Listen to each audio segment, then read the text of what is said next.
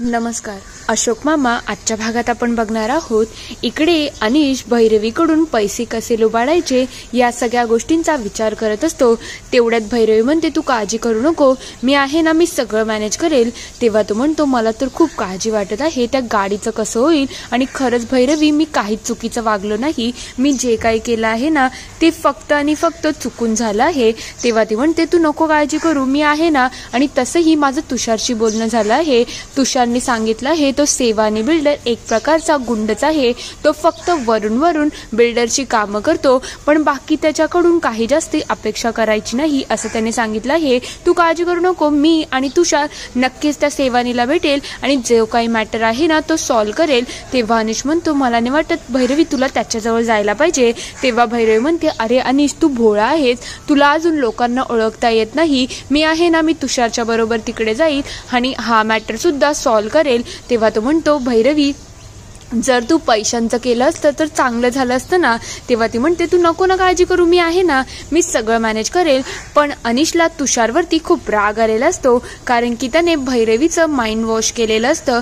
तर दुसरीकडे इकडे निलिमा त्या डायरेक्टली मामाकडे जातात आणि म्हणायला लागतात, तुला जर वाईट वाटेल तरीही चालेल, पण मी आता स्पष्टपणे सांगणार आहे, तुझा मुलगा आहे ना तो पुरेपूर वाया गेला आहे, तुझ्या सोनेला फसवत आहे. खरं म्हटलं तर मी माझ्या नवऱ्याबरोबर जिथे राहत होती ना तेव्हा मला समजत होतं कोण त्याच्याजवळ कशासाठी येत आहे. आणि जेव्हा त्याच्याकडे अशी लोक येत होती ना तेव्हा तो त्यांच्या वाया गेलेल्या मुलांच्या बरोबर कसा वागायचा, काय करायचा, या सगळ्याचा मी खूप चांगल्या प्रकारे अनुभव घेतला आहे. खरं म्हटलं आणि याच्यामध्ये त्या राधा आणि किशाचाही खूप मोठा हात आहे. खरं म्हणजे मी तर तुला स्पष्टपणे सांगते, या तिघांना तुला घराबाहेर हाकलून टाकायला पाहिजे, म्हणजे एकदाच तुला तुझ्या सुनेला वाचवता येईल. माझ्या घरामध्ये मला बोलता येत नव्हतं, पण या घरामध्ये कोणाचं काही वाईट होऊ नये म्हणून माझं एवढंच इंटेन्शन आहे की अनिश खरंच वाया गेला आहे, तू त्याला घरातून हाकलून टाक दादा.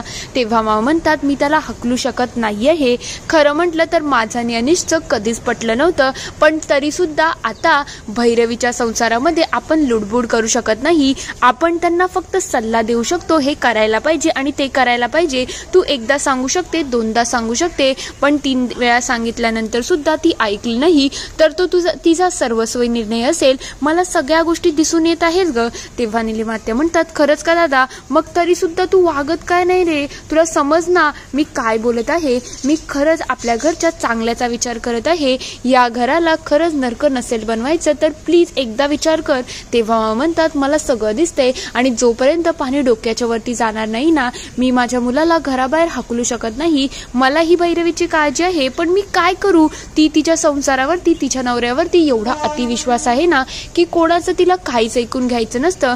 तेव्हा निलिमा म्हणते, हे बघ दादा, मला भैरवीचं चांगलं व्हावं आणि तुला भैरवी मुलांना, तुझ्या नातवंडांना जपायचं आहे म्हणून मी सांगत आहे. एवढे दिवस नवऱ्याच्या धाकामुळे मी काही बोलू शकत नव्हती, पण आता मला इथे जीव जाण्याचा काही धाक नाही आहे म्हणून मी सांगत आहे, प्लीज तुझ्या घराला वाचव आणि त्या किशा राधापासून वाचवशील तरच तुझ्या घराचं कल्याण होऊ शकतं.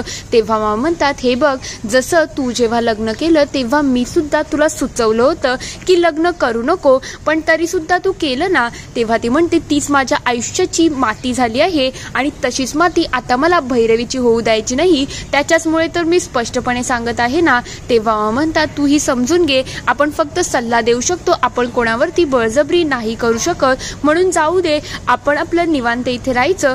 तेव्हा आत्यांना ते पटलेलं नसतं म्हणून त्या तिथून निघून जातात. दुसरीकडे राधा मामी खूप चिडलेले असतात. तेव्हा ते म्हणतात, तुम्ही आत्ताच्या आत्ता पहिले कांदा खा, कारण की तुमच्या तोंडातून एवढा दारूचा वास येत आहे ना की भाऊजींनी तो वास घेतला ना तर त्यांना समजेल की तुम्ही दारू पिऊन आला आहेत. तुम्ही सतत कशी काय दारू पिऊ शकता का. तेव्हा ते म्हणतात, मी आज इंग्लिश दारू पिली आहे, मग मी ऑनियन खाणार म्हणजे वास जाईल ना. तेव्हा राधा म्हणतात, तुमचं चाललं काय आहे, तुम्ही उठसूट दारू पिता, लाज वाटत नाही का. तुम्हाला माहिती तरी आहे का इथे त्या निलिमाने माझं काय केलं आहे, अक्षरशः माझं रक्त प्यायला करायला निघाली होती, माझ्या झिंजा उपटायला निघाली होती. एवढी ती बेकार बाई आहे ना का तिने मला म्हणजे राधाला वचका दाखवला. तेव्हा मामा म्हणायला लागतात, हो का, असं झालं आहे का, तू नको काळजी करू ग, मी आहे ना, मी बरोबर त्या बाईकडे लक्ष ठेवूनच असतो. म्हणजे ती बाई आहे ना सतत माझ्याकडे लक्ष ठेवून असते. तेव्हा मामी म्हणतात, तुम्ही विसरता का आपल्या दोघांचं लव आहे, आपलं प्रेम आहे, आणि तरी सुद्धा तुम्ही माझ्या बाबतीत असं कसं काय वागू शकता.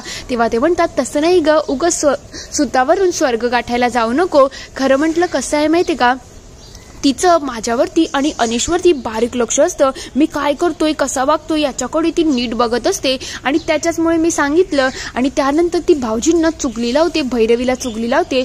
पण तू काळजीच करू नको, मी आहे ना, आता माझ्या हातामध्ये हे सगळंच आलेलं आहे. आता अनिश भैरवीकडून पैसे लुबाडणार आणि त्यानंतर ते पैसे आपल्याकडे येणार आणि आपण त्या पैशाची मजाच करूया आणि इथून पैसे घेऊन फरार होऊया. तेव्हा राधा म्हणतात, तुमचं म्हणणं बरोबरच आहे, सतत इथे टोमणे ऐकण्यापेक्षा आपण निघून जाऊ. पण त्याच्या पहिले त्या निलिमाला मला चांगलाच इंगा दाखवायचा आहे.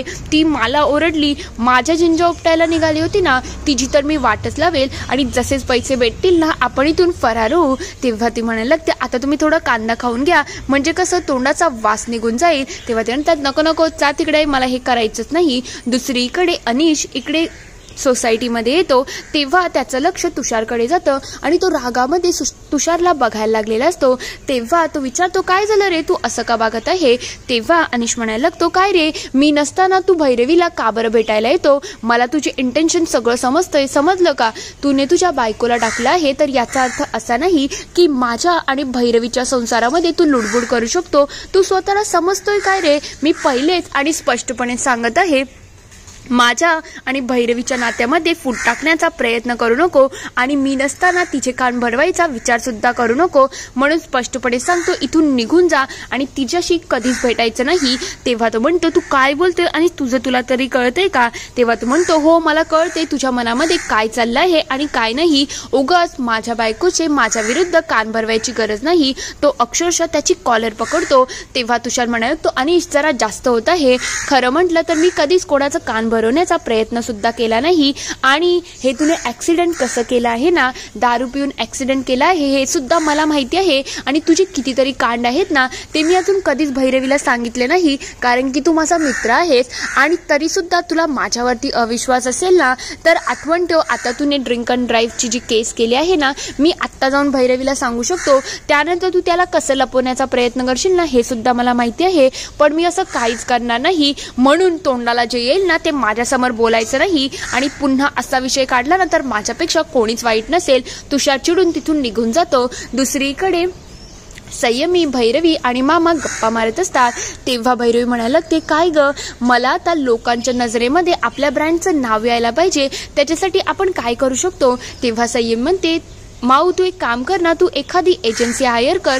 तेव्हा ती म्हणते, नाही ना ग, तसं मी नाही करू शकत, त्याच्यासाठी खूप सारा पैसा लागेल. तेव्हा संयमी विचारते, का बरं, तुझ्याकडे एवढा पैसा तर आहे, मग त्याचं काय करायचं आहे. तेव्हा ती सांगायला लागते, त्या पैशाचं काम अनिशला आणि काही लॉसेस क्लिअर करण्यासाठी करायचं आहे, त्यामुळे तो पैसा आपण बिझनेसला वापरू शकत नाही. तेव्हा संयमी म्हणते, ठीक आहे, पण तरी सुद्धा पैसे तर लागतीलच ना.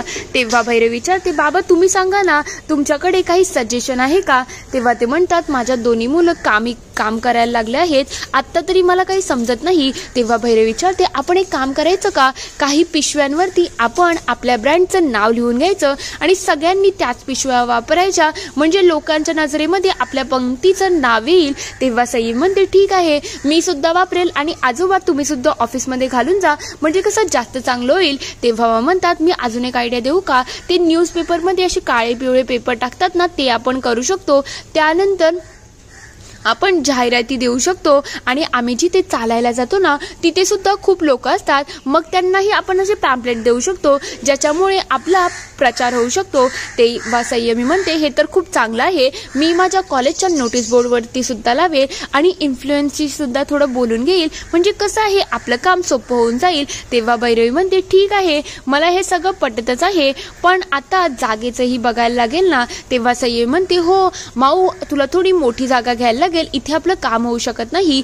तेव्हा मामा म्हणतात हे सगळं चाललं तरी काय आहे, माझ्या मुली मोठ्या होत आहेत पण माझाच मुलगा त्यांचे पाय खेचत आहे, हे मला पटत नाहीये हे.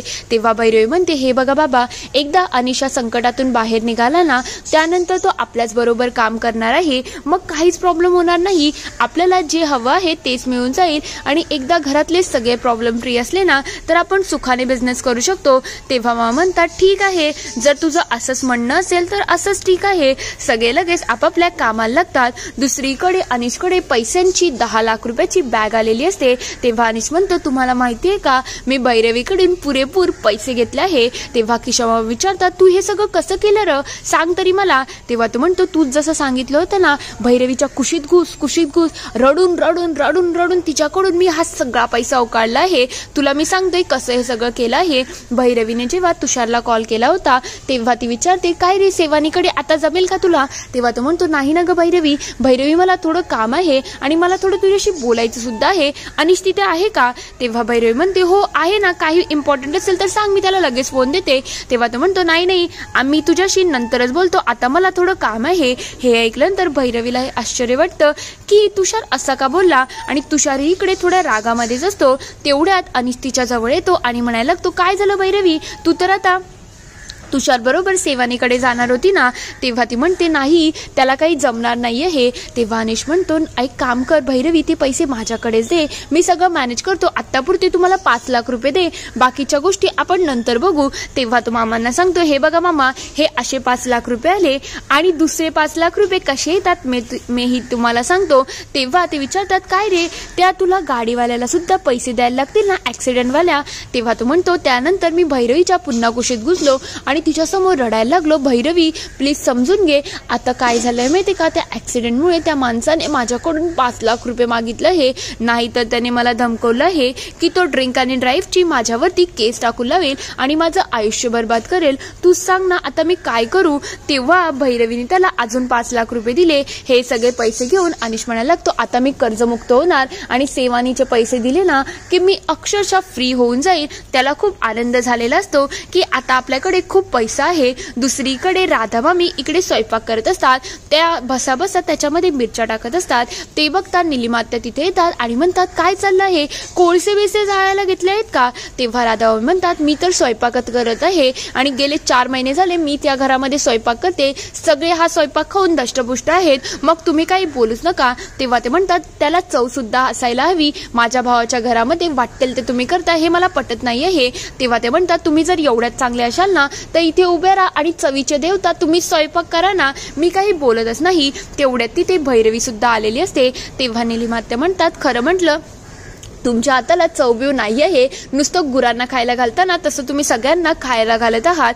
तेवढ्यात राधामणी म्हणायला लागतात बघ भैरवी, ही तुझी आत्या कशी बोलत आहे बघ जरा, म्हणजे मीच या घरामध्ये स्वयंपाक करते ना आणि सगळे आवडीने माझा स्वयंपाक खातात, तरी या बाईला प्रॉब्लेम आहे. तेव्हा निलिमात्या म्हणतात मला काही प्रॉब्लेम नाही, तू वाटेल ते बोलू नको, या बाईला आत्ताच्या आत्ता इथून बाहेर काढ ग. तेव्हा त्या म्हणायला लागतात या बाईला बाहेर काढा, मला माझ्या कामामध्ये कोणाची लुडबुड नाही पाहिजे. तेव्हा निलिमात्या म्हणतात हो का, लुडबुड नाही पाहिजे का, अगं तुला काही कामच येत नाही, नुसतं खाण्याचं काम येतं. तेव्हा ती म्हणते असं आहे का. त्या दोघींचं खूप जोरजोरात आणि वेड्यावाकडं भांडण सुरू झालेलं असतं. तेव्हा भैरवी म्हणते बस करा, काय चाललं आहे, मी थोडा वेळ काम करण्यासाठी निवांत वेळ काढत होती पण तुमच्याकडून ते सुद्धा होत नाही, खरं म्हणजे या घरामध्ये तुम्ही मच्छी मार्केटच भरून टाकलं आहे. तेव्हा भैरवी रागारागात तिथून निघून जाते. दुसरीकडे भैरवी इकडे मीना चंदन आजोबाला भेटायला गेलेली असते. तेव्हा ती सांगायला लागते घरामध्ये एवढा गोंगाट चालला आहे ना की माझं मलाच समजत नाही मी काम तरी कुठे करायचं. तेव्हा मीना म्हणायला लागते तुमचं घर तर आता सार्वजनिक झालं आहे, पुढे अशी बाहेर पाटीस लावून टाका ना की या घरामध्ये कोणी येऊ शकतं आणि राहू शकतो. तेवढ्यात ते म्हणतात अगं मग तू तुझ्यासाठी कामासाठी तुला जे पैसे मिळाले आहेत त्याच्यामधून एखादी जागा का घेत नाही. तेव्हा भैरवी म्हणते ते आता मला पॉसिबल नाही आहे, ते पैसे माझ्याकडे नाही. तेव्हा ते विचारतात काय ग त्या पैशाचं पैशांचं काय केलं, अनिशला दिली का? तेव्हा मी म्हणायला लागते, हे सगळं काय चाललं आहे? खरंच मला तुमच्या घरामध्ये काय चाललं आहे हे खरंच समजत नाही. तुला 10 लाख रुपये मिळाले आहेत आणि त्या 10 लाख रुपयाचं तुला बिझनेस मोठा करण्यासाठी मदत व्हावी म्हणून तर मिळाले आहेत. मग त्या पैशांचं झालं काय? तेव्हा ती म्हणतात, ते पैसे मी आता वापरू शकत नाही. ती लगेच विषय बदलून तिथून जायला लागलेली असते. तेव्हा ती म्हणते, आई मी काही दिवस मुलांना इकडेच पाठवणार आहे. त्यांची परीक्षा येत आहे आणि माझ्या कामाच्या गडबडीमध्ये मी त्याच्याकडे लक्ष देऊ शकत नाही, म्हणून तुम्ही त्यांच्याकडे लक्ष द्या. तेव्हा ते म्हणतात, हे बघ भैरवी, मी तुला स्पष्टपणे सांगत आहे, तू पूर्वी जशी इंडिपेंडेंट होती, स्ट्रॉंग होती आणि स्वतःचं सगळं स्वतः बघायची ना, अशीच मला पुन्हा माझी मुलगी हवी आहे. म्हणून तुला काही मदत हवी असेल तर तुझा बाप आहे हे विसरू नको. तेव्हा ती म्हणते, बाबा मलाही ते समजते, पण मी आता काय करू? माझ्याकडे खूप सारे ध्यास आहेत. मला माझं बिझनेस मोठं करायचं आहे, मुलांच्या शिक्षणाचं बघायचं आहे, अनिशला स्वतःहून त्याच्या पायावरती उभं होताना बघायचं आहे आणि मेन गोष्ट म्हणजे बाबांचं रिटायरमेंट. जेव्हा बाबा रिटायर होतील, मुलांचं फ्युचर सिक्युअर होईल आणि त्यानंतर अनिशची रेग्युलर इन्कम सुरू होईल ना, तेव्हा जाऊनच माझ्या डोक्यावरचं सगळ्यात मोठं ओझं कमी होणार आहे. म्हणून तुम्ही काळजी करू नका, मी काही ना काही नक्कीच मार्ग काढेल. इथे हा एपिसोड संपतो. पुढील भागात आपण बघणार आहोत, इकडे हर्षा काही फाईल घेऊन मामांच्या तोंडावरती मारते. तेव्हा ती म्हणायला लागते, या फाईल्स आहेत आणि या फायनान्शियल रिपोर्टमध्ये तुम्हाला थोडं ग्रोथ म्हणून दाखवायचं आहे. तेव्हा मामा म्हणतात, अच्छा, म्हणजे त्याच्यामधल्या फिगर्स चेंज करायचे आहेत का? जिथे प्रॉफिट झालं नाही तिथे प्रॉफिट जास्त दाखवायचं आहे आणि आपल्या कंपनीमध्ये जो काही लॉस झाला असेल तो लोकांना दाखवायचा नसेल ना. तेव्हा ती म्हणते, अरे हा, तुम्ही बरोबर समजले, हेच काम तुम्हाला लवकरात लवकर करायचं आहे. तेव्हा ते म्हणतात, हे काम माझ्याकडून होणार नाही, मी खोटे आणि फसवे कामं करत नाही. तेव्हा ती म्हणते, काय बोलताय तुम्ही? तुम्हाला तरी कळते का? तुम्हाला ही कामं करायलाच लागतील. तेव्हा ते म्हणतात, हे बघा, हा माझा राजीनामा आहे आणि आत्ताच तुझ्या तोंडावर वळतोय. तू सांग फक्त. राजीनामा तर माझ्या हातातच आहे, फक्त तारीख लिहायची बाकी आहे. आत्ताची लिहू की उद्याची लिहू, तूच सांग. तसं मी करणार आहे. हे ऐकल्यानंतर हर्षाच्या चेहऱ्याचा रंग चढून जातो. इथे हा पूर्ण एपिसोड संपतो. आता मामांनी तर हर्षाचा माज उतरवला आहे. खरंच हर्षाला आत्ता तरी अक्कल येईल का? तुम्हाला काय वाटतं ते मला कमेंटमध्ये नक्की कळवा. व्हिडिओ आवडला असेल तर लाईक करा, शेअर करा आणि चॅनलला सबस्क्राईब करून घंटी वाजवायला विसरू नका. नवीन व्हिडिओजच्या नोटिफिकेशनसाठी. व्हिडिओ बघितल्याबद्दल धन्यवाद. आवाज डिस्टर्ब होते त्याच्यासाठी खरंच सॉरी, कारण की अजून एखाद दिवस मी बाहेर आहे त्याच्याचमुळे. Thank you for watching.